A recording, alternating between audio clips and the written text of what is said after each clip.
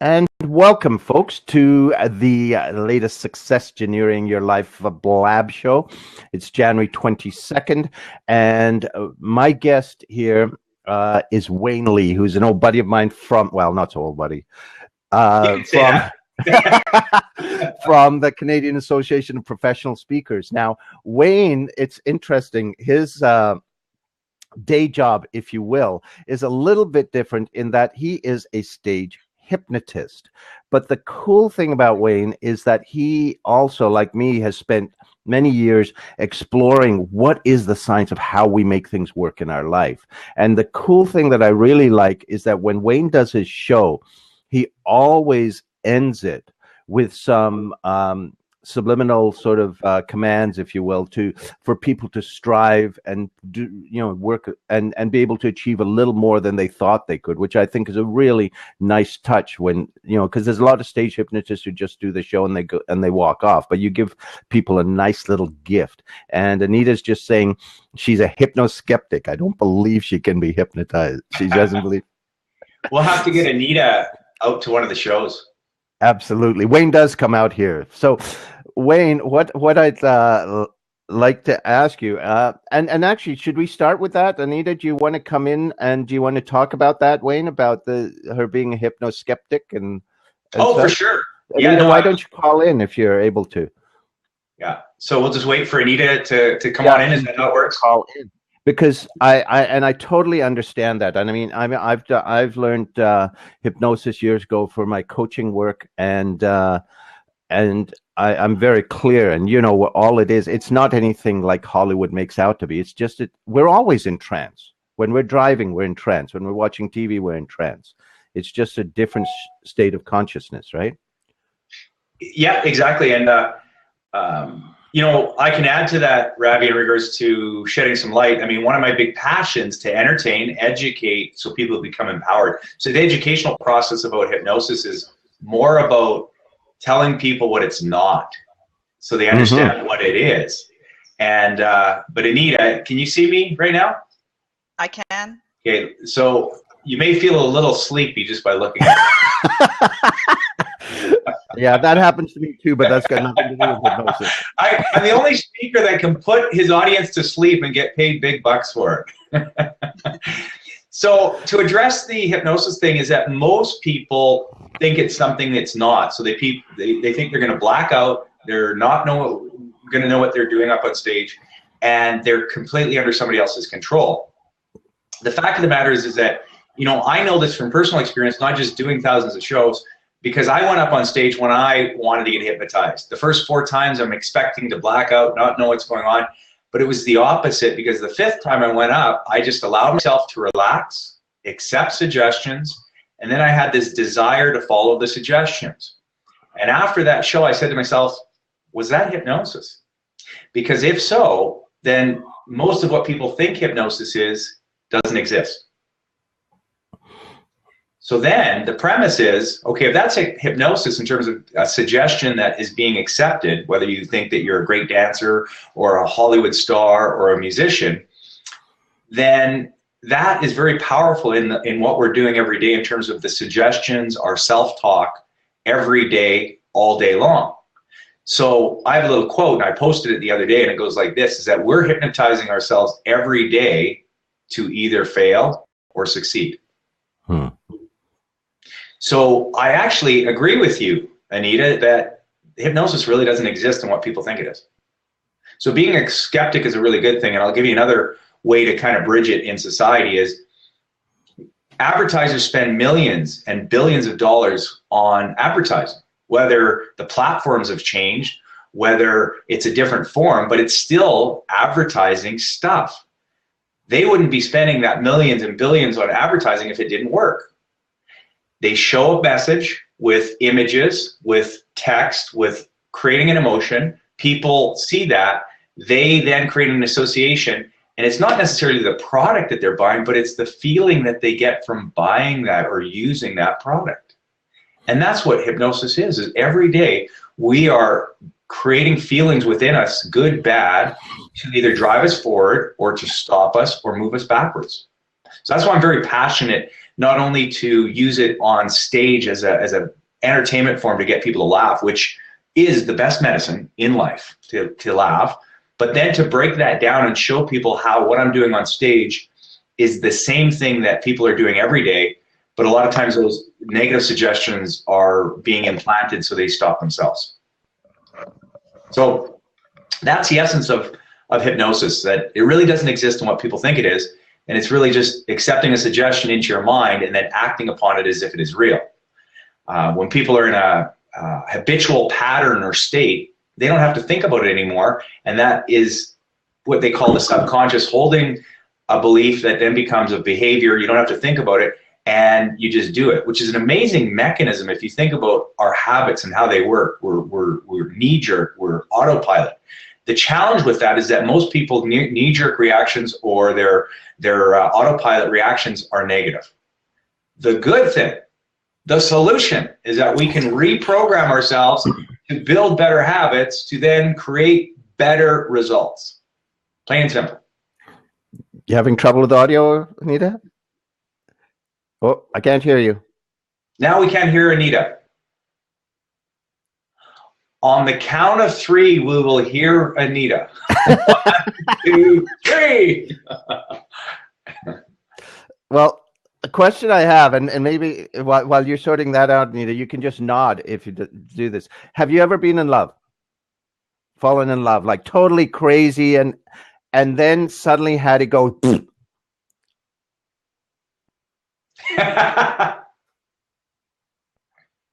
Right? But the thing is, that time when we totally fall for someone, we create all these fantasies, these images, and so what we've done is we've created suggestion in ourselves.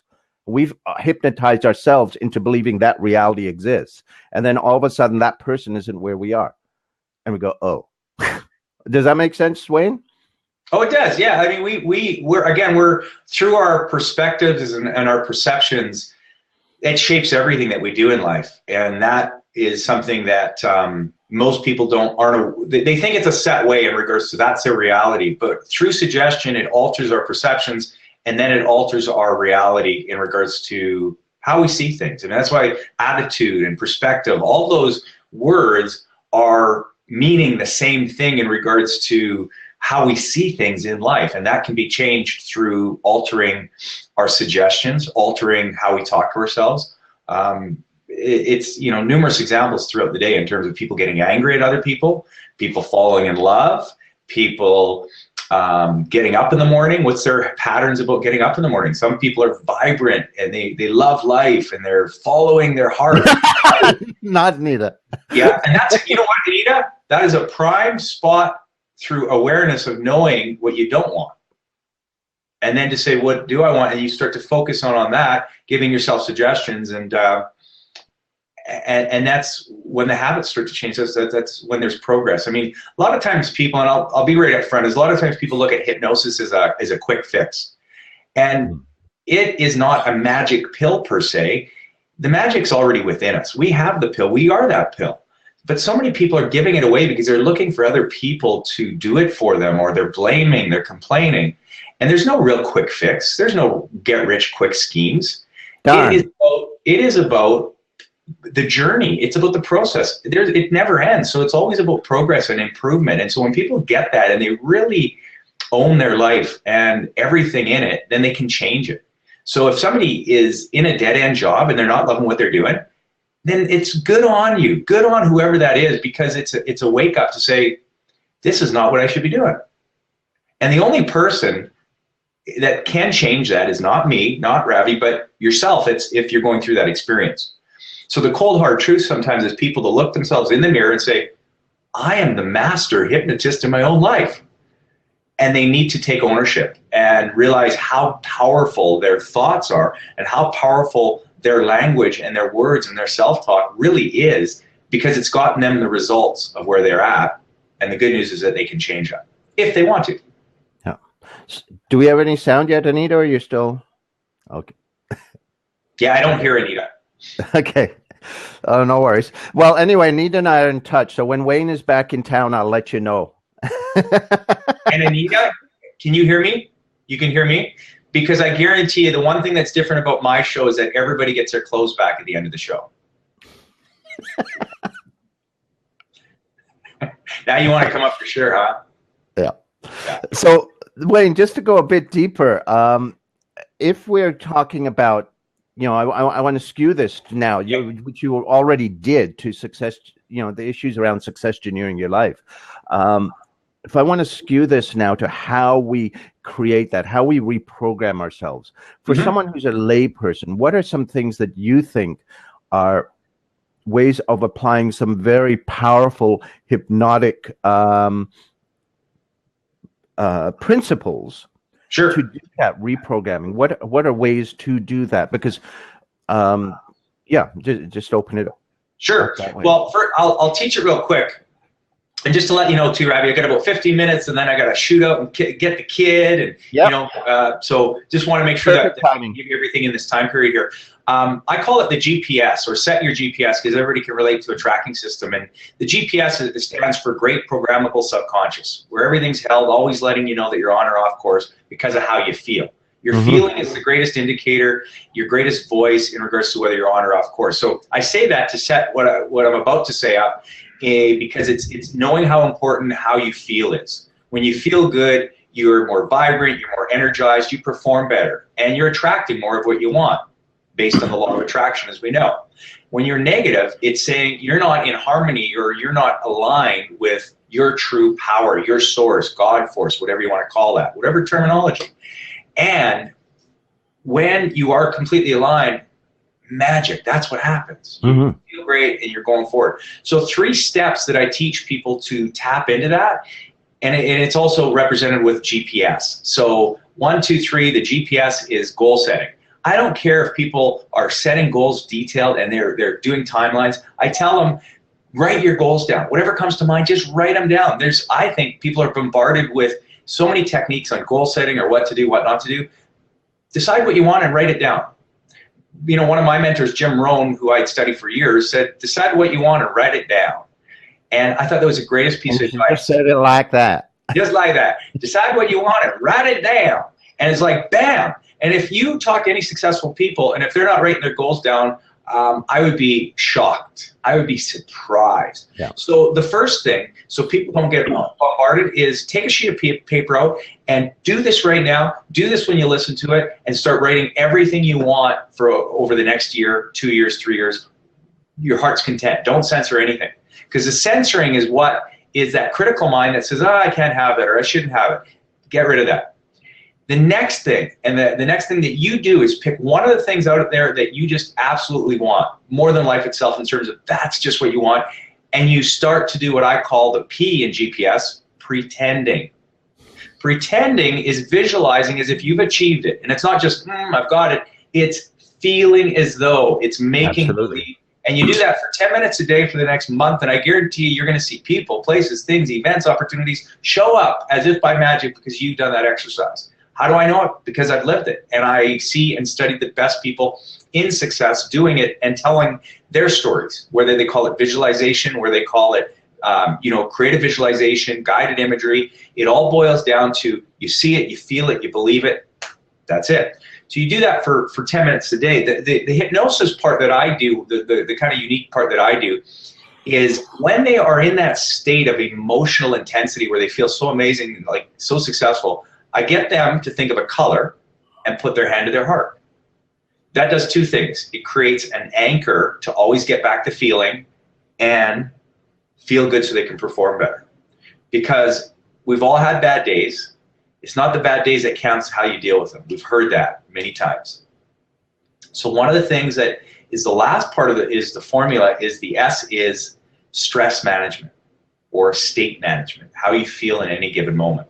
So a little tool that you can use is think of the color, put your hand to your heart, so you're always back on track to get yourself to perform. Because people that are very successful, high achievers, it's not that they don't have challenges. They probably have more because they're putting themselves out there more, but they have a bigger capacity, or I should rephrase that. They have trained themselves to learn how to deal with it so they can actually get past it, small stuff, move forward. That's the 3 steps. Write your goals down, pick the biggest one, start to think about it, visualize it, feel as though you've achieved it, pretend it, 10 minutes a day. When you do that, the first time you do it, attach a color and putting your hand to your heart, do that to create that anchor. So once you've opened your eyes, test it out, and then use that for the next 30 days to stress manage yourself. That's as simple as it gets, Ravi. How about that? I love it. I love it. And I think the key to that is a lot of people don't realize that everything that we do is run by our subconscious. It's not our conscious mind. Our conscious mind, it's got 7 chunks of information it can focus on, plus or minus 2. Yeah. That's it. Yeah. And its job is to program the subconscious, which is then your channel to the superconscious, the God mind, and cosmic intelligence, whatever you want to call it, right? Call it Harry. Yeah, and just even what you just said there, Ravi, is very important, because there's so many terms to label what you just labeled: subconscious, unconscious. That's why I say it's our GPS. They can think about it as something that keeps you on course, but it's got infinite intelligence. So, you know, the conscious and subconscious work together, and those are just mental constructs that we actually label those with. So I like to think it as our overall operating system, and the GPS is that subconscious which stores everything. If somebody tried to explain to me how it all works, you know, I would probably hear the experts in the field, including myself, explain it 10 different ways.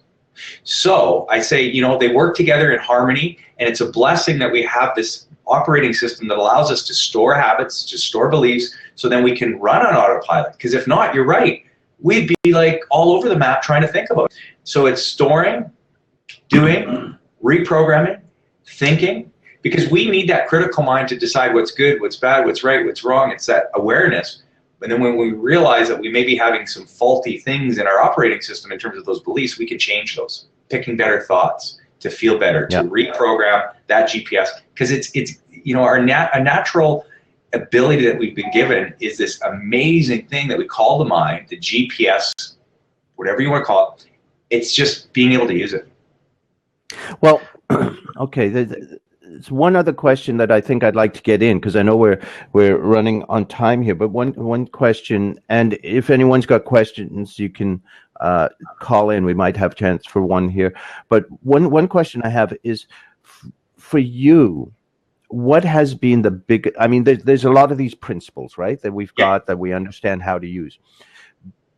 But for you personally, what has been in your life one of the biggest learnings? You know, learnings sometimes usually come when we go the wrong way, and then we learn and we get back on track. So in terms of building this awareness, learning how this works, what for you, as you look back on your life, if you had to pick one thing, was the biggest learning for you that really propelled you forward?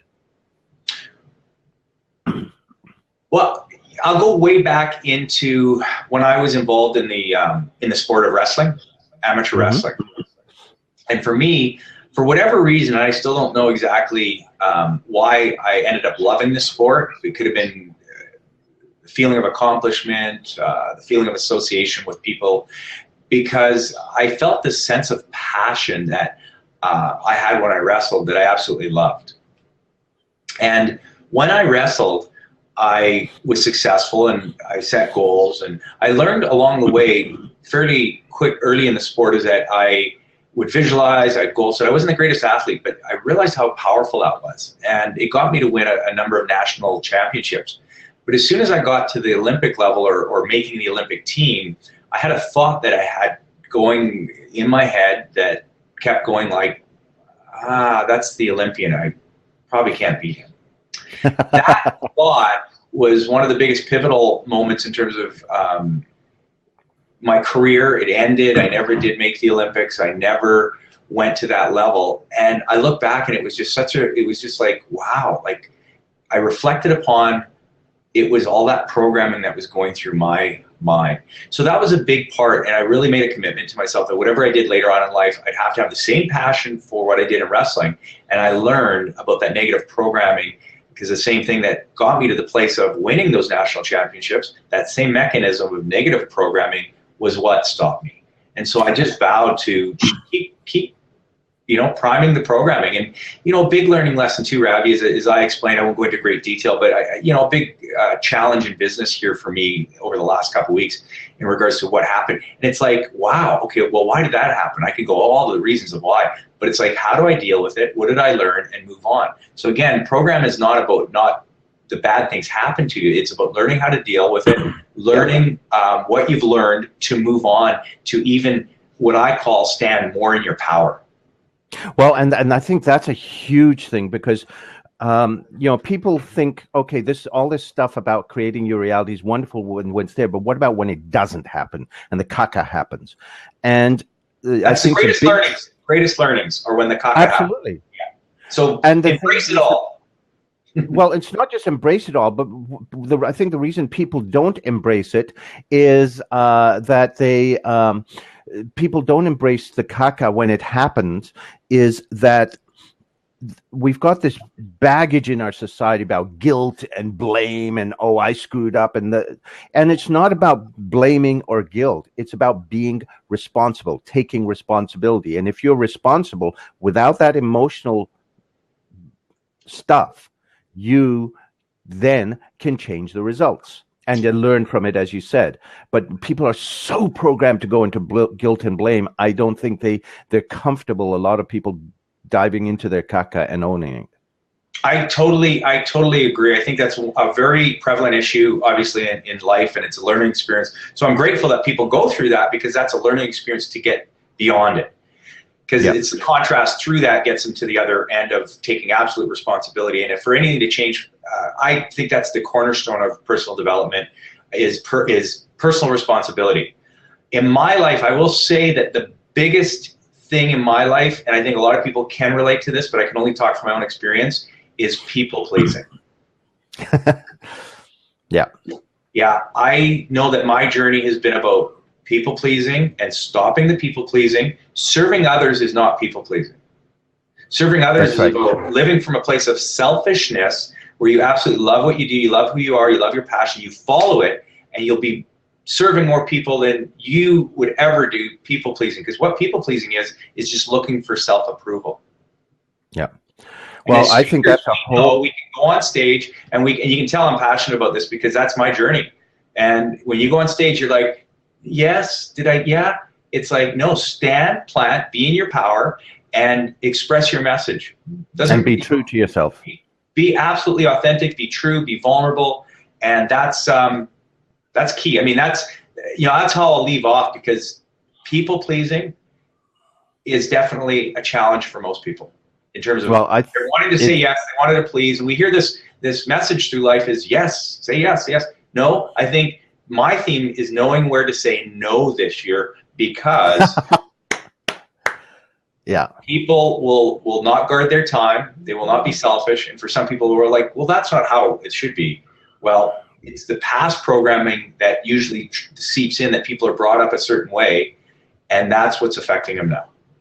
Well, I think that's a whole nother conversation right there. We're going to have you back to get into that, because that's a whole nother piece.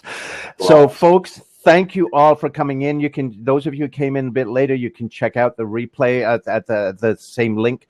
Now, the other thing, just to let you know, two quick things. The Successgineering, if you go to successgineeringyourlife.com, there's now live a free 3-part video course that actually links into a lot of what Wayne said in terms of how do you create that picture and move forward. Also, starting yesterday, I started the 30-day challenge. I really, truly believe that the 2016 is going to be amazing for so many people. So I am doing a Periscope every day for 30 days to give you tips, tools, ideas to really accelerate your movement. That's on my YouTube channel, and it will be on facebook.com/successgineering as well, each of those. So please check in at successgineeringyourlife.com, get your free video course, and then the 30-day challenge. Pick the goal that's really going to quantum leap your year. And wow. I'll come along with you. My commitment is to scope for every day for 30 days, really give you solid content as we go. Wayne, thank you so much for coming on board. It's so great to see you. And let's get a phone call in soon, or a Zoom call. Without a doubt, Ravi. Hey, it's been my pleasure. I am just so excited that I've never even heard of the Blab till a couple months ago, and then it's like I don't know if I can say this, but you've popped my cherry on being the first Blab. Baby. Yeah, I love it. I'd love to do more, Ravi, for sure. Look forward to it. See you, everyone. Take care, my friend. Okay. Bye-bye.